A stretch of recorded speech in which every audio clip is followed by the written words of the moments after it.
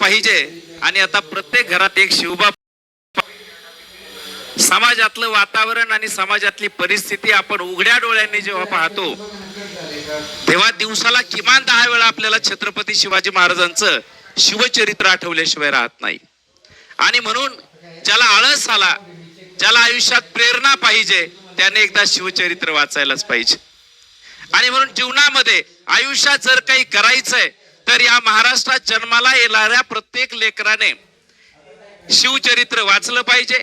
छत्रपती संभाजी महाराज वाचले पाहिजे. तेव्हा त्याच्या आयुष्यात आळस, कंटाळा, थकवा आणि त्याला बोर होणार नाही. आणि म्हणून आज छत्रपती शिवाजी महाराजांवरील एक छोटीशी कविता आमच्या एका कवीने लिहिली. ती कविता आपण घेऊ आणि आपल्या आजच्या या रॅपिड फायरच्या सेशनला सुरुवात करूया.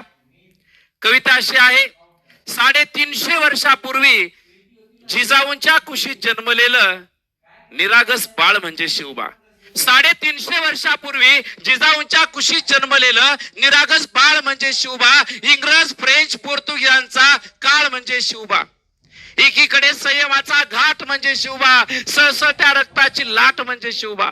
राजनीती, युद्धनीती, कूटनीती, गनिमी कामा यांचा कळस म्हणजे शिवबा. सामाजिकता, दांभिकता या विचारांची पवित्र तुळस म्हणजे शिवबा. सर्व धर्म सहिष्णुतेचा अभिमान म्हणजे शिवबा. रयतेसाठी जीवाचं रान म्हणजे शिवबा. कर्दन काळ मराठ्यांना आलेली जाग म्हणजे शिवबा. आणि त्या अफजल खानाची शिकार करणारा वाघ म्हणजे शिवबा. माणुसकी मोजण्याचं या महाराष्ट्रातलं माप म्हणजे शिवबा. माणुसकी मोजण्याचं या महाराष्ट्रातलं माप म्हणजे शिवबा. आणि तुमचा, माझा, आपल्या सर्वांचा बाप म्हणजे शिवबा.